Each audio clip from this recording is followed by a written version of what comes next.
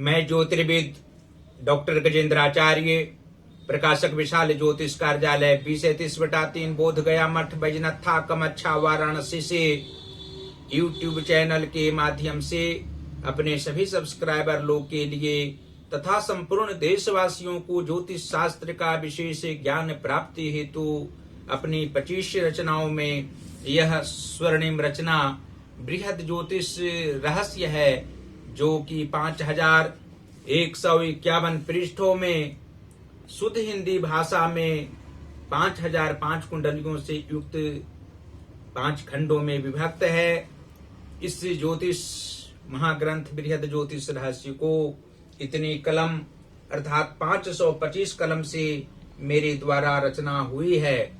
आज आप लोगों को जन्म कुंडली के 6ठम भाव में चंद्र और राहु ग्रह को बैठने का फल स्पष्ट शब्दों में वर्णन करने जा रहा हूं। जन्म कुंडली के 6ठम भाव में चंद्र और राहु के मेल से जातक सदैव आशंकित रहा करते हैं। इनमें अपने शत्रु से भय व डर हर समय रहता है। चारों तरफ से कुछ न कुछ परेशानी इन्हें आती ही रहती है। अपने ही लोगों से ज्यादा ये जीवनों पर्यंत परेशान रहते हैं। उदर तथा नेत्र रोग से इनको बहुत शारीरिक एवं मानसिक कष्ट होते हैं। बाल्यावस्था इनकी सुख सुविधाओं से कटती है, लेकिन युवावस्था मानसिक तनाव से और वृद्धावस्था नाना प्रकार के संघर्ष से व्यतीत होता है। 6ठम भाव के चंद्र और राहु को शांत व शुभ फल देने हेतु नित्य सुबह में सिद्ध कुंजिका स्तोत्र का पाठ 3 बार आवृत्ति अवश्य ही जातक को करनी चाहिए। उपरोक्त उपाय से जातक का मस्तिष्क व मन में हर्षोत्साह पूर्वक सदैव कार्य करने की जागरूकता आएगी। तत्परता से धार्मिक कार्यों में अभिरुचि रखेंगे।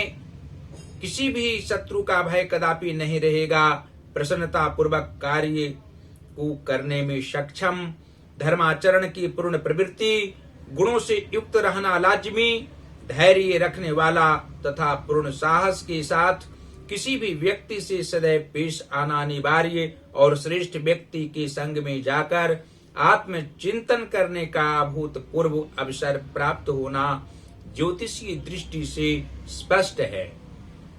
साथ ही चंद्र की महादशा में नाना प्रकार की शांति व सुविधाएं निश्चित ही मिलेगी। और यह भी स्पष्ट शब्दों में आप लोग जान सकते हैं कि जन्म कुंडली के 11 भाव के स्वामी चंद्रमा हों तथा 5म भाव के स्वामी शनि ग्रह हों, तो चंद्र और राहु को 6ठम भाव में बैठे रहने से आत्मिक सुख प्राप्त करने की इच्छा जातक में बहुत रहती है, लेकिन स्वजनों के कारण मानसिक तनाव भी, पारिवारिक क्षेत्र में रहना तथा कर्म क्षेत्र में किसी भी कार्य में आकस्मिक रूप में व्यवधान उत्पन्न होना स्वाभाविक बात होती है।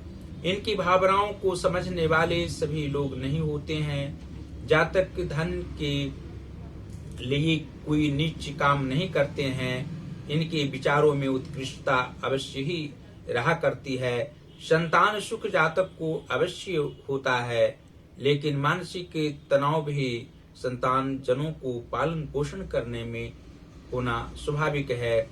इनकी भावनाओं को समझने वाले स्वजनों में ज्यादा लोग नहीं होते हैं। इनकी इच्छाओं के अनुरूप इनके पुत्र अवश्य ही चला करते हैं।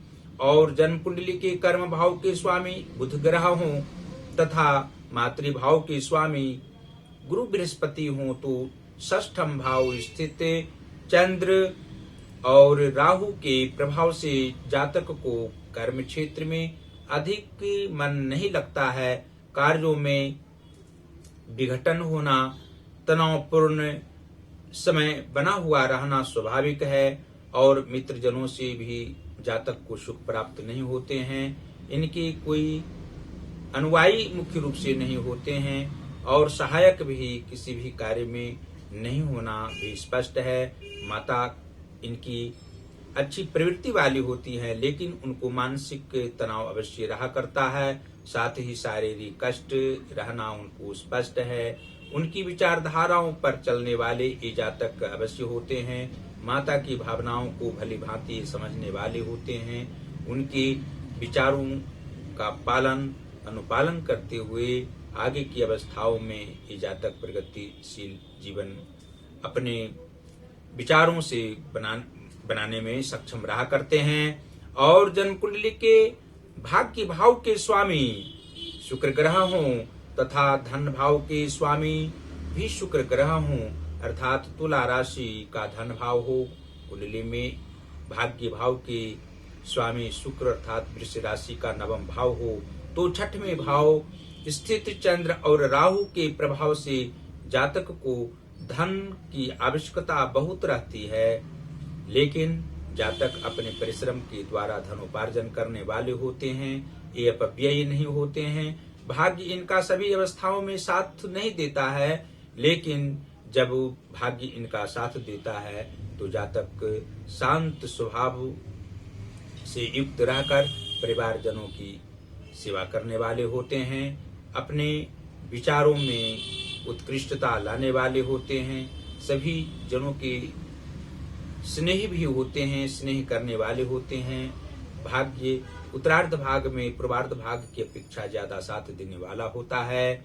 और जन्म कुंडली के सप्तम भाव के स्वामी गुरु बृहस्पति हों तथा लग्नेश बुध ग्रह हों, तो षष्ठम भाव स्थित चंद्र और राहु के प्रभाव से दाम्पत्य सुख में व्यवधान आकस्मिक रूप में कभी कभी मध्यावस्था के उपरांत और पूर्व भी होना स्पष्ट है। वृद्धावस्था अवश्य ही इनको आती है और पारिवारिक सुख वृद्धावस्था में प्राप्त करते हैं। जातक संघर्ष वाले होते हैं। संघर्षशील जीवन इनका अवश्य ही चंद्र और राहु के कारण रहा करता है। शारीरिक कष्ट की संभावना किसी भी काल में रह सकती है। जीवन के पूर्वार्ध भाग में मानसिक तनाव अधिक रूप में होना और बाल्यावस्था में शारीरिक कष्ट भी होना स्वाभाविक है। इनको उदर रोग और मस्तिष्क रोग अवश्य ही परेशान करने वाला होता है। जातक की कुंडली में यदि तृतीय भाव में मंगल ग्रह बैठे हों और छठवें भाव अर्थात रोग व शत्रु भाव के स्वामी शनि ग्रह हों और चंद्र तथा राहु बैठे हों इस कुंडली में, तो अवश्य ही जातक को मित्रों से सावधान रहने की आवश्यकता होती है। अपने विचारों पर चलना इनको स्वाभाविक लक्षण होना चाहिए और मानसिक तनाव में भी प्रसन्नता पूर्वक रहने वाले होते हैं। यदि जन्म कुंडली के नीच भावों में उच्च ग्रह बैठे हों, उच्च भावों में पापक ग्रह बैठे हों, तो षष्ठम भाव स्थित चंद्र और राहु के प्रभाव से जातक को शारीरिक कष्ट की सामना किसी भी काल में आकस्मिक रूप में करनी पड़ती है। मानसिक तनाव भी रहता है और परिवारजनों में कम एकता रहती है। इसलिए जातक को सोमवार दिन मोती 6.25 रति को अवश्य धारण करना चाहिए। भगवान शिव की आराधना करनी चाहिए। राहु की शांति अवश्य ही करा देनी चाहिए। कम से कम 18,000 ओम राम राहवे नमः इस मंत्र का जाप भगवान शिव के मंदिर में करा देने से जातक को शारीरिक कष्ट नहीं होगा, मानसिक तनाव की सामना नहीं करनी पड़ेगी और कर्म क्षेत्र में आर्थिक स्थिति सदैव समान रूप से अच्छी रहेगी। साथ ही सूर्यादित्य हृदय स्तोत्र का पाठ जातक को नित्य दिन करना चाहिए। कम से कम प्रत्येक रविवार को सूर्योदय के उपरांत सूर्यादित्य हृदय स्तोत्र का पाठ करने से जातक को मनोवांछित फल आगे की अवस्थाओं में प्राप्त होता रहेगा और अनेकों प्रकार के सांसारिक सुख भी प्राप्त होंगे।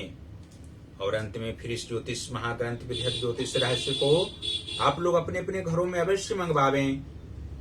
इसको महाविद्यालय विश्वविद्यालय सभी जगह रखना चाहिए और जो भी व्यक्ति इसका अध्ययन करेगा अवश्य ही ज्योतिर्विदों की भांति आत्मज्ञान प्राप्त होगा। मानसिक तनाव से मुक्ति पाने का यह मुख्य साधन है। इसको मंगवाने से अवश्य ही सांसारिक सुख प्राप्त होंगे। आप लोग जानते हैं कि यहाँ प्रकाश की कार्य होता है। यहाँ से आप लोग हिंदी का पुस्तक प्रकाशित करा सकते हैं, संस्कृत का पुस्तक प्रकाशित करा सकते हैं, इंग्लिश का भी बुक प्रकाशित करा सकते हैं। आप लोग हमसे सीधा संपर्क करें।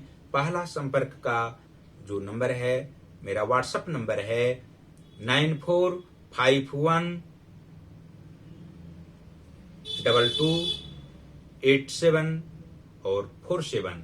दूसरा नंबर है जो मेरा पेटीएम नंबर है 8840761792। और आप लोग की संज्ञान में यह हम दर्शाना चाहते हैं कि अपनी 25 रचनाओं में जो मेरी 18वीं रचना वाक्योपदेश है, 3333 वर्णानुक्रम उपदेशात्मक वाक्यों में, उसका एक एक वाक्य प्रत्येक दिन इंस्टाग्राम पर हम वीडियो बनाकर देते हैं। ज्योतिष महाज्ञान अकाउंट हमारा है। अवश्य ही उस अकाउंट को खोलेंगे तो इंस्टाग्राम पर हमारी वीडियो को आप देखेंगे। आप लोग को आत्मज्ञान अवश्य ही प्राप्त होगा। साथ ही फेसबुक पर आप लोग हमारी वीडियो को देख सकते हैं। फेसबुक की आईडी है गजेंद्राचार्य ज्योतिर्वेद। उस आईडी को खोलेंगे तो अवश्य ही हमारी वीडियो को आप लोग भली भांति प्रेम पूर्वक देख पाएंगे। और आप लोग से हम अनुरोध भी करेंगे कि ज्योतिष महाज्ञान जो हमारा चैनल है उसको अवश्य ही आप लोग सब्सक्राइब करें, घंटे का बटन दबाना कदापि न भूलें और हमारी सभी वीडियो को आप लोग शेयर करते रहें, शेयर कराते रहें। भगवान शिव, देवादिदेव महादेव, काशी विश्वनाथ जी की असीम कृपा आप लोगों पर सदैव बनी हुई रहे। आप लोग सदैव स्वस्थ रहें, प्रसन्न रहें, अपने परिवार जनों के साथ सुखमय जीवन नित्य व्यतीत करते रहें। इसी शुभकामनाओं के साथ धन्यवाद।